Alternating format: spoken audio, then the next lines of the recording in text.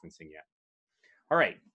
So for those of you who don't know who I am, my name is Mike Keenahan. I was an SGU graduate in 2006. I did my residency in pediatrics at Downstate, and then I did a chief resident year in Downstate in pediatrics. And then I went to Columbia University to do my fellowship in pediatric critical care. After that, I worked for 2 years in Morristown, New Jersey. And then as soon as I could, I came right back to Kings County. I work at Kings County, not Downstate, for many, many, many, many reasons. And I hope maybe one day some of you guys come and work with me too. So that's kind of my history and who I am and how I grew up in my medical career. And so what I want to do tonight is cover some of the things that you need to know to help you get the residency that you deserve. Not just the one that you want, but the one that you want, you hope for, and deserve.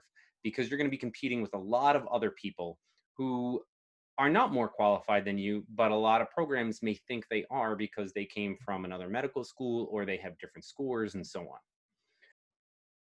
So how do you study? So again, I typically would go around the room asking people how they study and then tell you how you're all wrong or you're all right.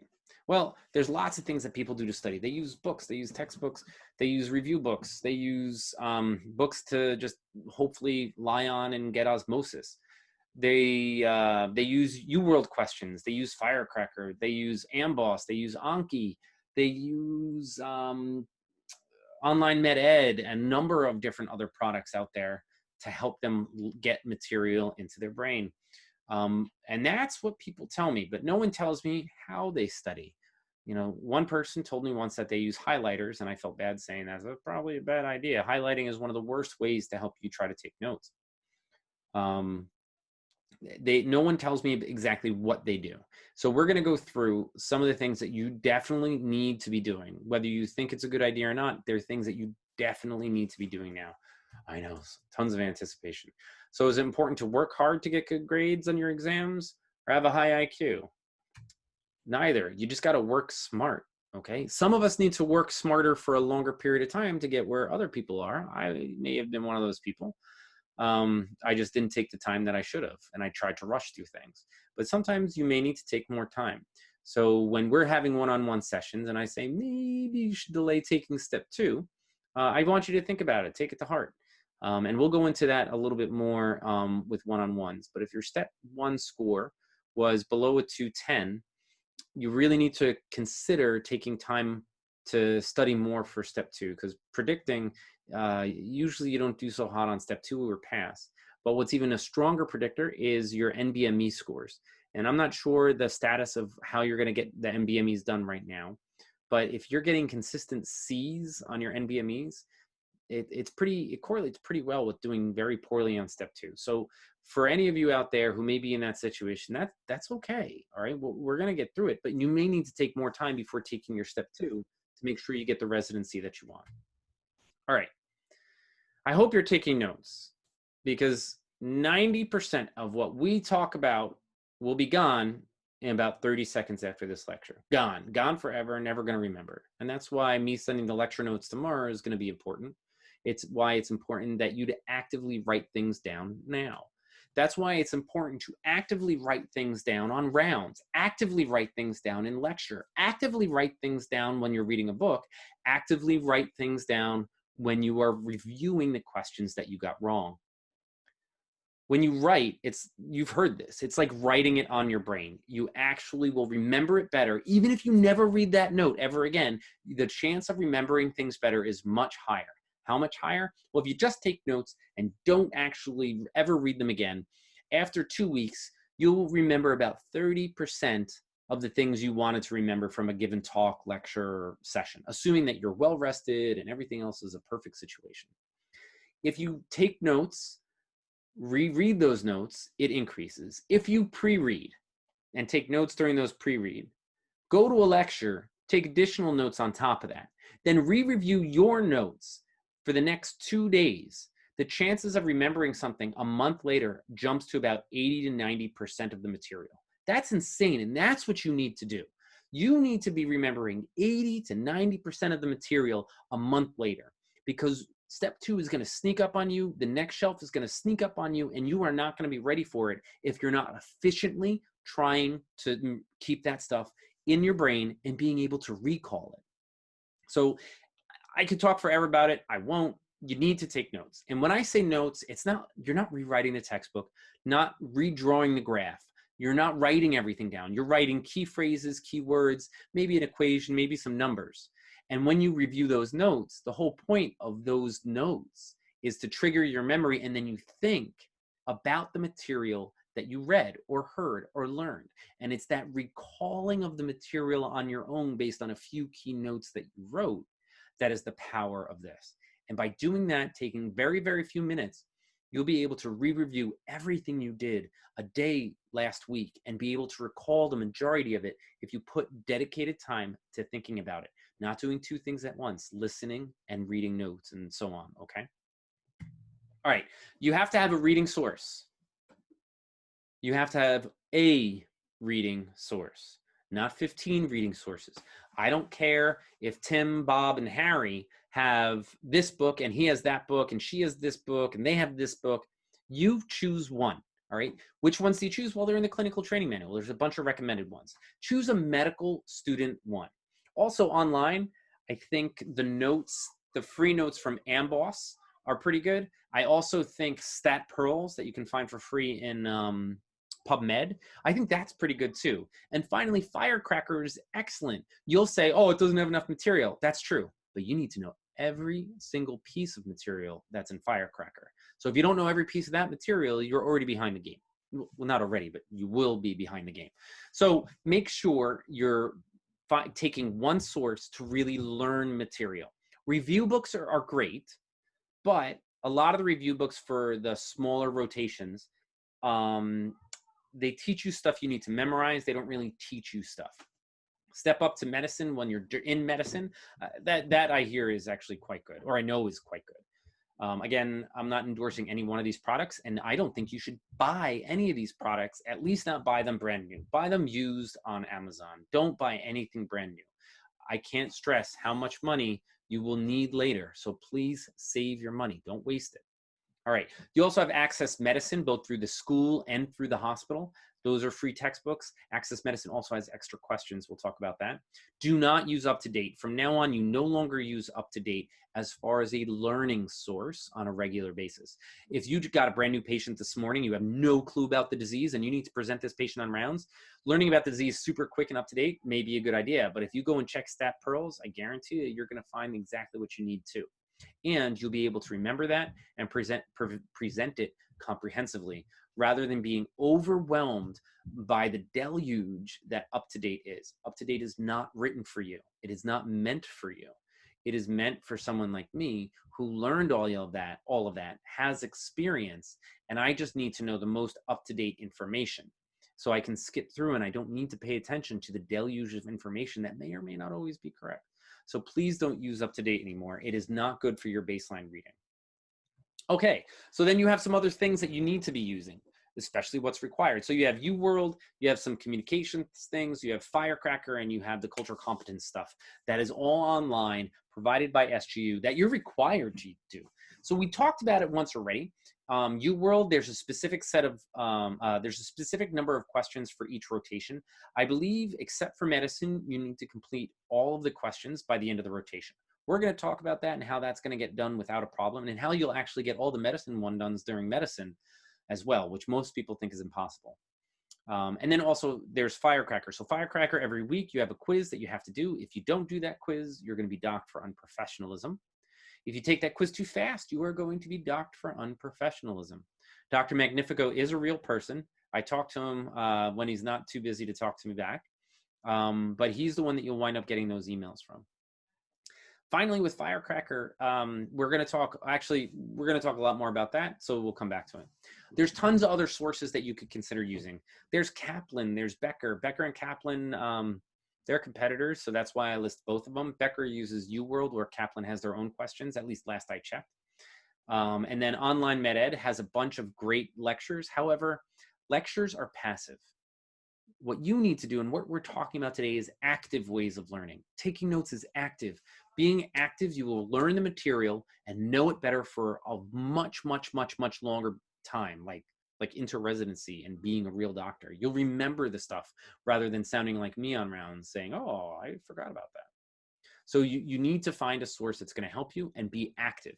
So I'm so cool with using online med ed if you don't understand something and you need to lecture on it. I think it's great if you are burnt out, you can't read another thing, but you want to listen to them. Great. That's better than nothing. Or maybe you should take a nap. That may be better than that. But they're there. The paid version of online med ed, they have some good things, but you don't have to get it. It's not necessarily worth your money if you're tight on cash and you're going to use a lot of these other techniques.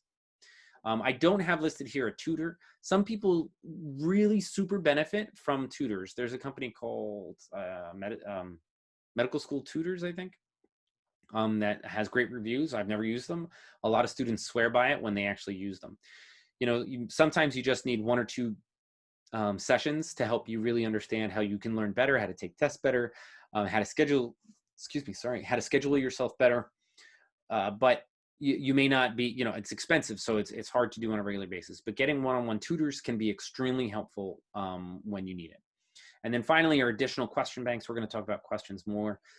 These are a bunch of different question banks that you can use. These prices are from last year. I did not double check the prices today.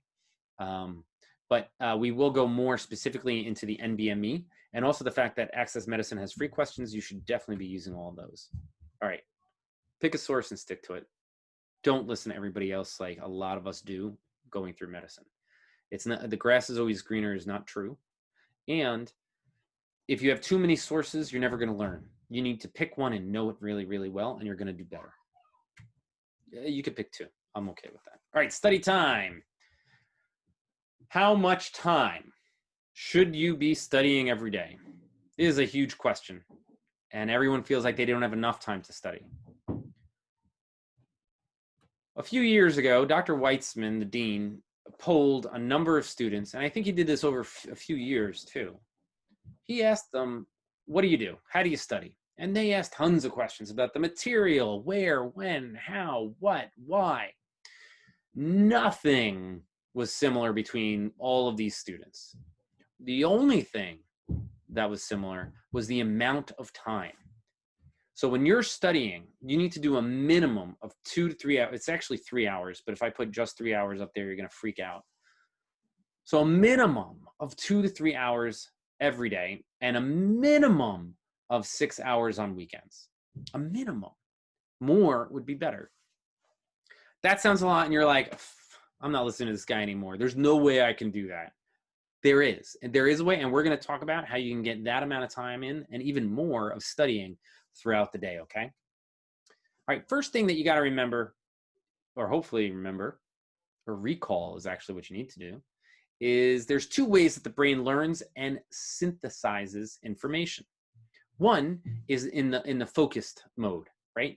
When you're sitting there with a textbook, looking at a video, writing notes, you are focused. You are trying to learn the anatomy of the heart and understanding the perfusion through the coronary arteries and how it's going to show up on that EKG. So focused. And you're at the end of it, you're like, God, I still don't get how the EKG works. I don't get it. But you're memorizing it. And then maybe 3 hours later, you're on the subway going home or, you know, in the shower. And all of a sudden you're like, oh, wait a minute. It's because the LAD goes in this direction and the electrical forces go in this direction. And then we're sensing the electrical forces towards the end, which means it's going to be near the apex. And that's why V5 has that Q wave. Oh, I get it. That's the diffuse mode. When you're not actively thinking about something, your brain is still working on it. You've heard that we only use like, I don't know, 5-10% of our brain. That's nonsense. 10% of our brain is for our cognitive aspect. Our brains are 100% being used at all times, even when we're asleep, except for that small cognitive part. Your brain re-goes through everything while you're sleeping, which is again why it's so important to sleep, so your brain can re-go through the stuff that you learned today, okay? So by taking time away and letting your brain just relax, it gives your brain time to process the information that's coming into it. There is tons of science behind this. I'm not going to talk about any of that. If you don't believe me, go look it all up, but it's going to be a waste of your time because you could be learning coronary anatomy. All right, so how does that play into our study time of 2 to 3 hours a day, 6 or more hours on the weekend? All right, so we're going to talk about how much information your brain can retain. So on the left-hand side, it says information retained. On the bottom, it's time. All right, so how much are you going to remember when you sit down in a study block? So look at this. Let's say this is 10 hours of time from beginning to end. Below that blue line cutting across the screen is everything you will not remember from that session sitting down, assuming you don't reread your notes ever again. You will forget all of that. You wasted a ton of time studying. Your brain anchors to beginning and end. I often like to use college as an example. The first day of college, the first friend you made, you remember that extremely well. The last day of college or graduation, you remember who all your closest friends were. You may even remember every gift that you got them or they got you. You remember exactly where you were sitting, who's on the stage. You remember a lot of important things. But if I ask you, where were you in March of your second year of college? You're like, oh, I don't know. I don't know. Who were all your friends at that moment? Who didn't you make friends with yet? I don't know. So everything in between you forget. So you need anchoring points. So the more you start and stop while studying, the more anchoring points you'll have. So let's see what it looks like if you have more anchoring points. Oh yes, we named that the forgetful zone. I keep losing people. I guess I'm not entertaining. Anyway, so look, now you have multiple start and stop points and you're taking breaks. And we're going to review in a second what I mean by breaks. Just remember, if I'm not coming through and people are logging in and out and I still sound crappy or I'm not coming through, someone just speak up and say, Dr. Kinahan, you sound crappy. I don't know if it's my Wi-Fi or what, just in case that's an issue for people. All right, so you got to take multiple breaks. And each one of these sessions, we're going to look on the next slide about how long it is. So instead of spending 10 hours in one enormously long study session, you're taking little breaks. How many of you did that during basic sciences? You go to the library or you go somewhere and you studied all day Sunday. You studied all day Saturday. And here comes Monday and you're ready to go and you're like exhausted. You're trudging along trying to stay awake in class. And then Monday night, you're like, you know what, screw it. I studied so much over the weekend. I don't need to study now. And then comes Tuesday and you feel behind again already. And then you can't catch up. And then you're like, I just need to go to sleep. All of us have done that at some point. And one of the reasons is because your brain is getting fatigued. Your brain needs a break. You can't do those long study sessions. It's crazy. You need multiple breaks. So instead of forgetting all of that information, you'll just forget little bits maybe. And if you reread your notes, maybe you won't forget anything. I kid you not, this is a scientifically proven method to make sure that you'll be able to recall things not a week from now, not a month from now, 5 years from now. So when you're doing this, you should use something called the Pomodoro technique. Please read the screen, and then I'll say a few words and move on.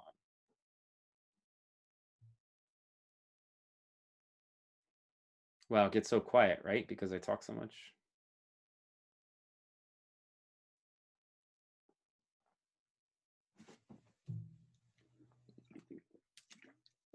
All right, so this is something you have to do. You have to take breaks. So from now on, when you study, one thing, the biggest thing that I hear from people that think this is a waste of time is, no, man, after 40 minutes, that's when I hit my stride. That's when I really get into it. You don't. Unfortunately, you don't. You'll do better doing this. So from now on, you need to take 25 to 30 minutes tops. Okay, that means when you're doing questions, you only do questions for 25 to 30 minutes and stop. We'll talk a little bit more again about questions in a minute. So when you're reading, you do 25 minutes, take a 2-minute break and come right back to it. Okay, take a break. Your brain needs the break. If you don't give your brain the break, not only can it not synthesize the material that you are reading and learning, you're going to get more fatigued. And if you get more fatigued, you're going to be more tired. If you're more tired, you're not going to study as well the next day, or you may not sleep well. If you don't sleep well, you're not going to retain the information. All right.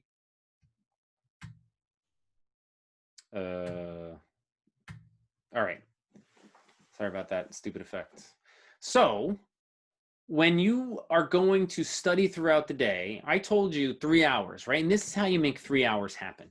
So this is an example out of someone's calendar. So they're planning on sleeping 7 hours. They wake up around 5 o'clock.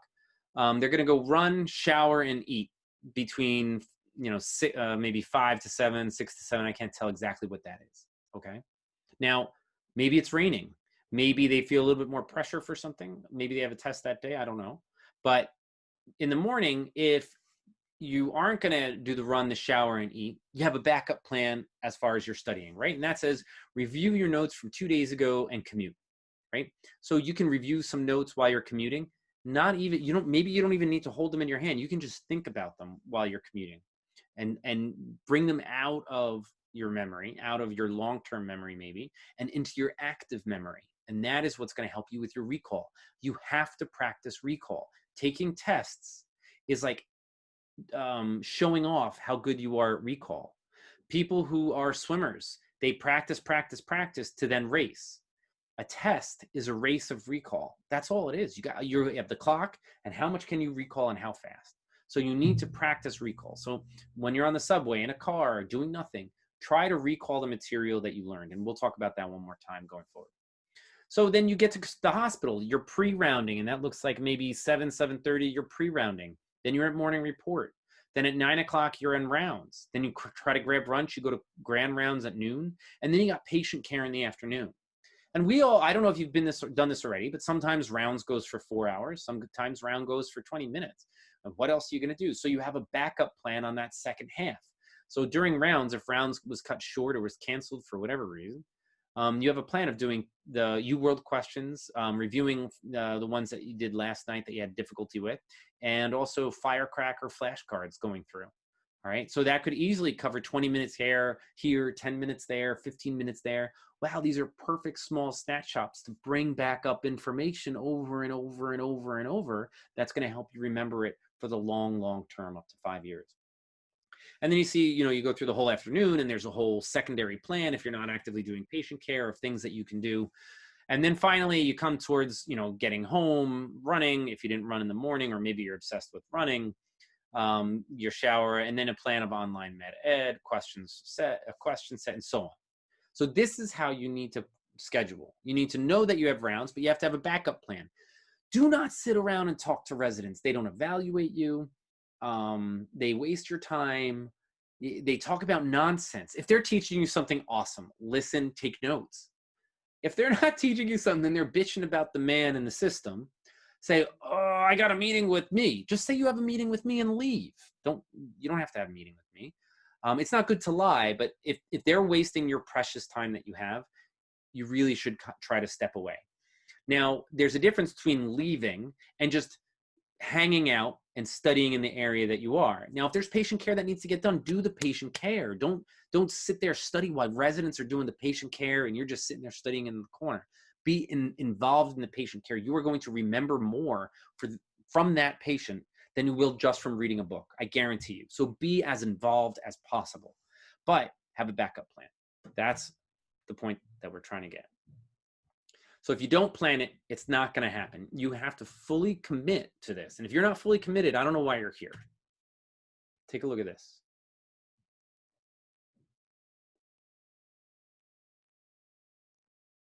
And I want you to have the most real experience during residency.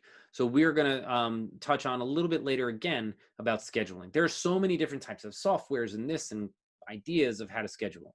I super endorse this guy's plan, the rapid planning method by Anthony Robbins.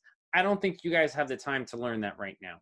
I wish I knew it back when I was a student, but you get the cliff notes from online and try it. That will help a little bit. All right, self-discipline. You all have it. You wouldn't be here if you didn't have self-discipline, but you have some issues with self-discipline, especially around your phone. So do I, because that thing is super distracting, right? The other thing that we're going to toss into this is procrastination. I am the first person to talk about the benefits of procrastination. I have gotten projects done that I would never thought possible because I waited a little too long to put something together, but a brand new thing, up to date, state of the art, added to my presentation because of that. So procrastination can be a great thing, but not now, not in studying, not in learning this material. I'm not going to harp on it. You already know why. All right. So with procrastination and with self-discipline, you got to remove distractions. What's the number one distraction that we all have throughout the world? That's right. It's our cell phones. So when you are studying, if you are not using your cell phone, put it in a different room, or if you can't put it in a different room, put it in the refrigerator, somewhere where you won't even hear the vibrating, okay? Or just turn it off. You need to remove the distraction during those 20 to 30 minutes that you're going to be studying. And then you can turn it back on, check it out for like those 2 to 5 minutes while you're taking a short little break, okay? You got to remove it, or you're not gonna excel here. The other thing you got to remove is all of these things and all of the things like these things. Who doesn't like these things? Everybody does, but they're pure distractions. So if you have to study on your phone, turn off notifications. You don't want to get interrupted while you're doing UWorld questions or firecracker on your phone. Okay, it will be in one ear, out the other, and you won't be learning, and you'll be wasting your time again. So delete these apps from your devices if you can. Keep them on one device that you use solely for leisure time, not for study time. Remove all notifications, and for some reason if you can't do that, don't study on your phone. Put your phone away somewhere else, and you can just go right back and pick it up again. Okay, I can't stress this enough. All right. Questions, questions, and questions. Do tons of questions. Don't learn from questions, though. You need to have a good source of learning, some type of book. And if it's not a book, like the things that like embossed notes, firecracker, stat pearls, those things, those are solid. You need to know all that information. But don't waste your time on only questions. They are a horrible source of primary learning. However, you got to do tons of questions to test what you know, to prove your recall. You're using the test questions to practice your recall, all right? So how do you do the questions? What mode are you going to use? So from starting today and forevermore, you are never to ever use tutor mode ever again. Tutor mode is the worst mode to use. It's there because people want it, not because it's good for them. It's like saying, drink a ton of alcohol, you'll feel great. Well, you feel great maybe for a half hour, and then you don't remember the rest of it, and you feel like crap for the next day, okay? Sitting there and using tutor mode is the equivalent. Not really, but you get that point. You need to do it in timed mode, okay? And why timed mode? All of you have been told that you should be doing questions in 40 block sets, right? You got to do it just like the way they do in the test. Let me give you a different analogy. I don't know, maybe you're a marathon runner, maybe you know a marathon runner, or maybe you've heard of what a marathon is. Well, those marathon runners, if you know one or if you've heard of one, how many marathons do they run practicing for the real marathon that they're going to run? None. They don't do a marathon at all. They do like at most maybe 14, 16 miles, right? And they taper down. They don't do that. They do tons of interval training, right? So I was a Division I athlete, believe it or not, a long time ago, and I was a swimmer. I was a distance swimmer. I never swam a mile in practice as a race, as a one thing. What we did is we would swim sets, right? So we would do 4 laps on about a minute. So I would swim the lap in about 45, 50 seconds. I get 10 seconds rest, and do it again, and do it again, and do it again, and again, and again, and again, and again, and again, and again, and again, until my arms would fall off. And what that did is it improved my stamina, it improved my aerobic capacity, and it made me very fast at the mile. So you don't need to run the marathon day in and day out. And what's going to happen is your brain's going to get tired. You're going to get tired. When the sun starts going down earlier and earlier, you're going to get depressed and anxious and not want to do any of this stuff anymore because your brain is exhausted. So stop doing it. From now on, again, you're only going to do questions over 25 to 30 minutes. That's going to limit you to about, I don't know, 12 to 17 questions or so.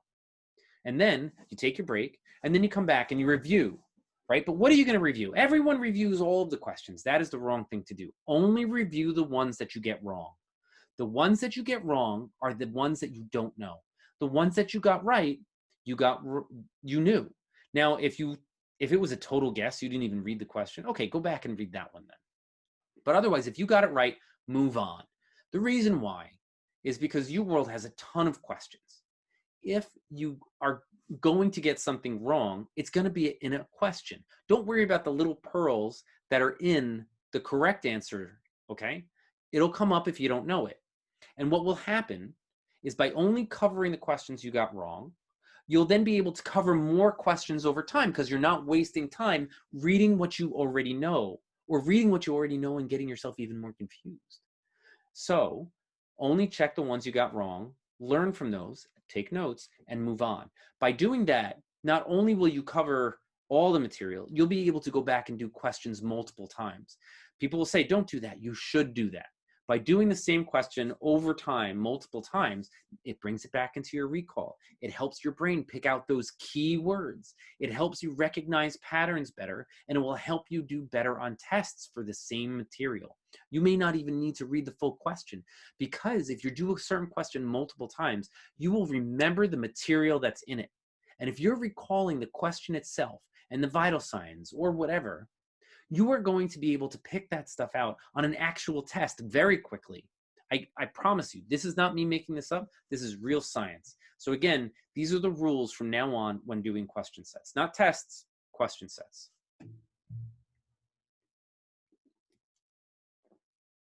All right, and students who do really well on exams also do lots of tests.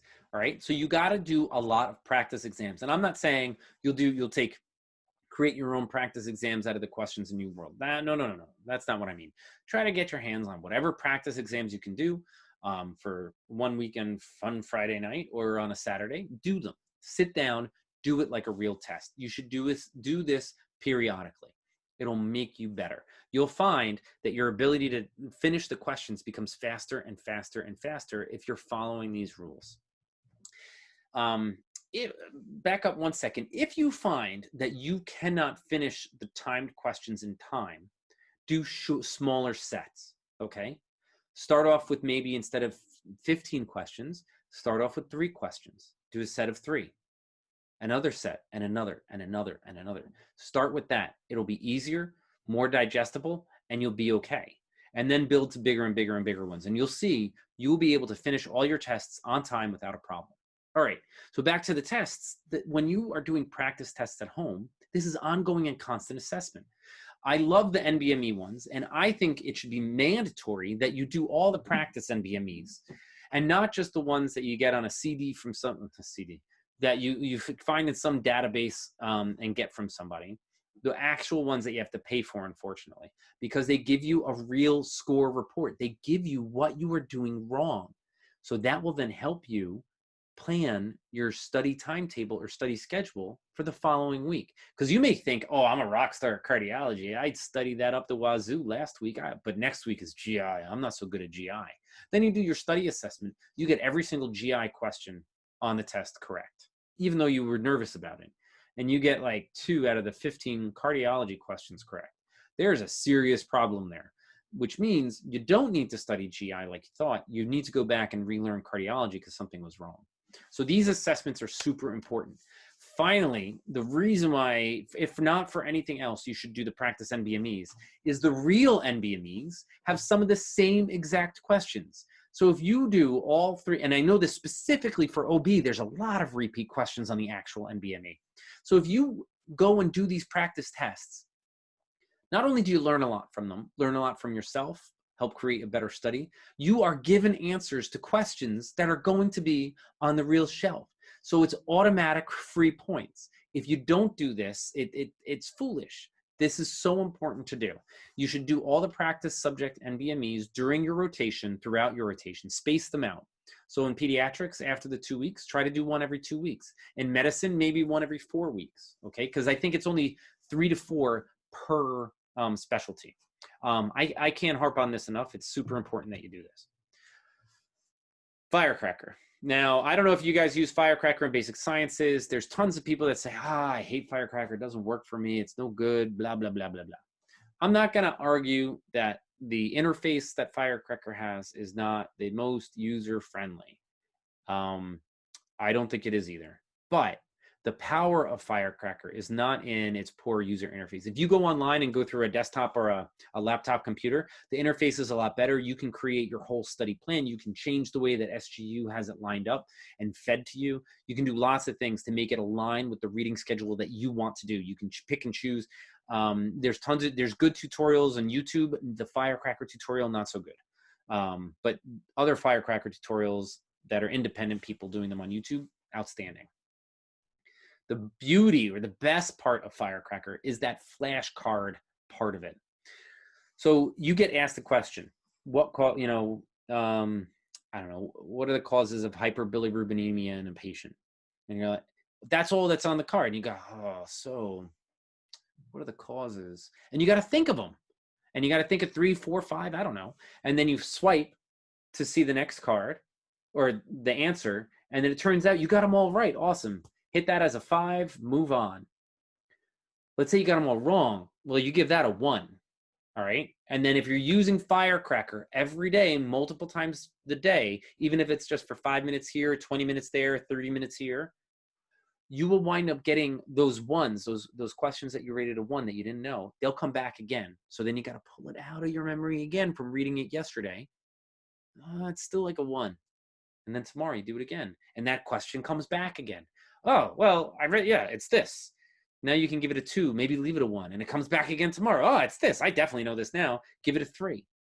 And then a few days later, it'll come back again. Oh, I still know this. But the fact that it's coming back again and again is what's bringing it into your recall. It's helping you recall it better. This is what you must do, not just because it's going to help you remember stuff for the long, long term.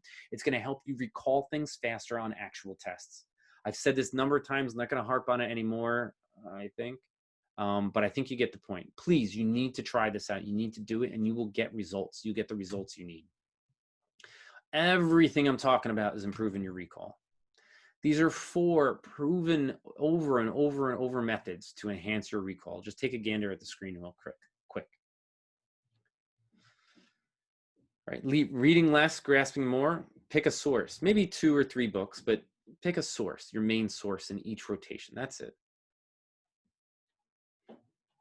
You want to apply your learning to the real world. So you want to read on the subjects that your patients are presenting to you that same day. Okay. And again, if you set up your account of Firecracker on the desktop or a laptop, you'll have more control over this. And you can do that from the hospital. You see the patient, go flag that file, go read it that night, go a few flashcards, do some UWorld questions. It may not be on the same reading schedule that the school has set out in Firecracker, and that's okay. Don't worry about it. Just because there's a schedule set there doesn't mean it's the best for you. All right, you got to repeat to retain. This is a hallmark of practicing recall and learning. And then you got to do tons of questions. All of these things bring us back to the same thing over and over. All right, highlighting as far as studying is probably is no good, right? I knew one person once who had this amazing way of highlighting where they wound up going over the same thing that they didn't know over and over, just like flashcards, but instead they used highlighters. I don't recommend it. It made her books fall apart over time and almost illegible, but it worked for her. For most of us, never highlight. It's a lie. You're basically making pretty colors over words that you wish you would remember one day. And that's it. You're not going to go back and read it and not use it. Test your recall. This is the idea. That's the coagulation cascade, which I still can't remember, of standing on the subway and thinking about this. Now, you're going to think this is a little weird, but what I tell people to do is you want to take a few minutes, 2, 3, 4 times a day to do this in quiet by yourself. And you're like, when am I in quiet by myself? Well, I recommend you do this when you go to the bathroom. So when you go into the bathroom, hopefully you're by yourself and you have a few minutes, okay? Think about what you studied early this morning. Think about what you studied last night. By taking these extra few minutes, you will wind up having such a better recall of all material in medicine. Now, if you're only going to the bathroom once a day, you have other problems and you need to drink more water. So drink a lot of water. You'll not only will you feel great drinking a lot of water, your skin's going to look great and your brain is going to be able to recall everything. Test anxiety. A lot of people say they have test anxiety. You don't. You don't have test anxiety. True test anxiety is when you're throwing up because you have to go take an exam. When you can't, your hand's shaking so much and you can't get the key into the ignition of the car to go to the testing center. That is true test anxiety. If you or you know someone that has true test anxiety or anything else that's holding them back, make sure they go and talk to a psychologist or psychiatrist now. I don't want any of those type of things holding you back from your true potential, because test anxiety is not your fault, and it's or any other behavioral issue is not your fault. And if you need help, I will help you get help. Okay. It's something that you want to address, so then that way you still become the doctor you need to be, that I need you to be, and are super successful. Now, what everyone else says is test anxiety is normal anxiety. And the reason you get normal anxiety around tests is because you do not have a mastery of the information that you need to know. So you need to then make sure you're learning the material better and use that anxiety instead of crushing you. Feel excited. You know, they asked, who was it? Bruce Springsteen, right? They asked him a long time ago, what is it like before you go on stage? And this is like 10, 20 years into his career. And he's like, you know, I start getting these feeling in my legs and in my stomach, and it starts tingling everywhere. And, you know, my heart starts racing and I start sweating. I just get pumped up and I go out there on stage. And they asked, I think it was Oprah Winfrey, I can't remember, the same question. And they're like, well, when I have to get up on stage in front of all these people, I start getting this tingling all over. I get this weird feeling in my stomach, and my heart starts racing. They're describing the same exact thing, but they're interpreting it two totally different ways. So you need to use your amazing cognitive abilities to start associating that anxiety with excitement about how you're going to crush the exam. And if you want help with that, we can talk more about that. I can give you a bunch of resources. It's mind over matter, and you can joke about it or not listen and say this is all hokey and folky, but I can help you get real results in how you approach tests. Exercise. I wish I exercised more. I do a lot more now than I ever did before, and I'm still not doing a lot. I'm not running no marathon. I am now excited that I walk an hour a day, dedicated towards walking quickly and improving my cardiovascular health, followed by calisthenics. You may say, okay, that's great, Mike, but in a busy life, it's really hard to get that stuff done. It's so hard for you guys to find time some days, but you got to do it. And why? So if you look at this, intelligence scores just means your score on certain areas in this test that they were given, and they correlated it to cardiovascular fitness.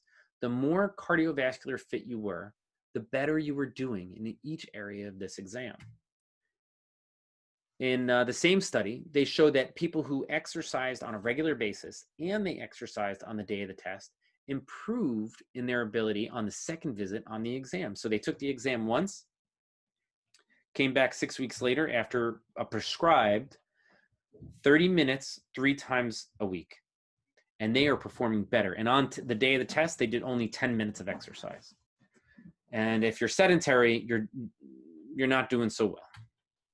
Finally, in that same study, when you exercised, you had less stress and a more positive mood. So not only did you have less stress and a more positive mood, maybe that will prompt you to be able to study easier and better. Exercise is wonderful for the brain. It helps clear the brain, and that brain thrives on exercise. Also, you get better sleep when you exercise. So if you're getting better sleep and you're exercising and you're taking multiple breaks so your brain's not going to get overtired and burn out, you're going to do amazing and recall everything you need to know, which brings us, I think, to sleep. No, timetable. We'll talk about sleep last. So your study timetable. I don't call it a schedule because you have had so many schedules in life that you've never stuck to, all right? And we need you to stick to this. So you're going to start creating study timetables. You're going to plan out a month or maybe 4 weeks or 6 weeks. You're going to plan that out on a global view. Then you're going to plan out on a weekly view. Then you're going to plan out on a daily view. And your day is going to get planned out the night before. Okay? You must do this. You have to have overarching goals, and it can't just be do good on the shelf, right? You got to sit down, look at everything that you need to learn, and then you're going to plan that out over the 6 weeks or 4 weeks that you're going to block, that you're going to choose to chunk. And then you're going to decide, okay, on this week, our major focuses are going to be this and this. On this week, our major focus is going to be this and this. And then you're going to design day to day to day of how you're going to do questions, firecracker, reading sources, okay? You have to do this. And if you're not planning in advance, you're going to fail. Maybe not on the tests, but internally, you're going to hurt yourselves and not become the best possible doctor you can be, and who I know you can be. All right. So in designing these study timetables, study schedules that you are going to do, students who do the best on exams do which one of these activities first on their study timetable? Yes, again, despite my procrastination, this is where we would have done a poll. And had we been able to do a poll, the majority of you would look like this. Most students will say, first you got to study, you got to sit down the subjects you're going to study and the time you're going to study. Out of these 4 groups, which one of these is the group that did best on exams? About 8% of you are saying the correct one. Congratulations, if you're in that 8%, you probably are already doing well. And if you're not, you knew how to do it all along. So the highest scoring students are the non-study activities placed on this schedule or this study plan first. Why is that important? That is so important because when you actually plan that you need to use the facilities, you need to eat, you need to call your loved ones, or they need to call you, you work that into the schedule. So then that way, when it happens, you're not falling behind on your plan. So when you put all of those things in first, or let's say you need a break. You want to go out for your friend Betty's birthday on Friday. I don't know why I keep choosing 1950s names for examples of people. But you want to go out for her birthday, do it, all right? But make sure that you're dedicated even more through, not just on the next day, but on all the other days towards your goals. And I suggest that you actually take and do something fun for yourself once a week. By having that awesome thing that you're looking forward to, you will be able to say no to all the other distractions much better. So plan ahead. Plan that you got to talk to your mom every Thursday night from 6 to 6:30. Okay, that can be really important.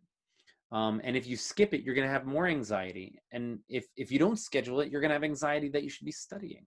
All right. So make sure that you schedule it. You don't have to have anxiety while you're enjoying Betty's birthday and so on. Okay. I can talk a lot more about this. I can give you a lot of resources about how to set up schedules and whatnot, but you choose what's best for you. But you got to follow these simple things of planning it out. Finally, you got to reassess it. If you're assessing that, I'm not sticking to this, I don't know what the hell I was thinking, redo it, make it more realistic. The reason we don't follow them is because we had these lofty goals that were not realistic. It's got to be realistic. And if you find that you're not sticking to it, it's either not realistic or you really didn't want to study and you have to hold yourself accountable, okay? Finally, sleep, which is what all of you want to do right about now. Sleep is so important for your memory, so important for your learning, so important for your attitude, so important for how you're feeling and your health. This is a ton of stuff that's going to happen if you don't sleep, right? And I don't want I don't want any of us to get cancer, so we should be sleeping well. So I'm going to just cover 2 things that are super important to help you get better sleep now. Trying to get good sleep now is almost impossible. I respect it, especially if you're on surgery, right? You're trying to stay up and sleep and study and you fall asleep finally maybe around 11 o'clock and you got to be up at 4:30 the next morning. You guys will not get an adequate amount of sleep. So what we need to do is we really need to enhance your amount of sleep. So these yellow glasses, if you do nothing else, get yellow glasses. They're cheap. You can go to Home Depot or any other website on Amazon and get cheap yellow glasses for anywhere between $5 all the way up to $500. But you don't need expensive ones. Yellow or amber glasses, they don't need to be these special blue blocker ones or any of that. The amber ones are a little bit nicer to use on your screens because you guys are all studying on screens. So you should be using the nighttime mode on your screens and using these glasses, okay? Try to turn as many lights down in your house as possible. The blue light stimulation from these things really does screw up our sleep cycles, make us irritable. Okay. Also, all that social media crap that we look at before we go to bed also is not good for us mentally and visually. So these glasses will really help. It will filter out the blue light and make things better. If you started, if you did nothing else and all you did was putting these on, and there's clip-ons for people who wear glasses like me. If you started doing this in 2 weeks, you'll have real results, and you won't believe me unless you try it out. So I highly encourage you try it out. This is a list of other things that are easy to do that you should try to make a priority. So make it a priority is making sleep a priority. You got to schedule that. Make it consistent. Make it relaxing. Make it dark and cool. A good mattress and pillows. And don't eat late or any of those other things. By yourself may be hard for some of us. All right. And then I've given seminars, meaning like 3, 4, 5, 6 hours on sleep and how it affects the brain and so on. But I think it's summarized easily in the National Sleep Foundation and also on the TED Talks on sleep. So if you really can't focus on studying, go check out this stuff. We'll say that this is important for your education as well. Worrying, it's like paying debt that you don't even have. Like worrying is not going to get you anywhere. Stop worrying. You have total control on the way you're going to think about it. You have total control on how you're going to study and how you're going to plan and how you're going to prepare. If you do things that we talked about and truly do them, not like say, oh, I'm going to do them and pretend you think you're doing them, but not really do them, you won't be prepared.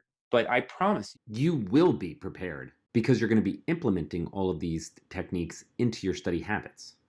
So there are a number of things that we covered.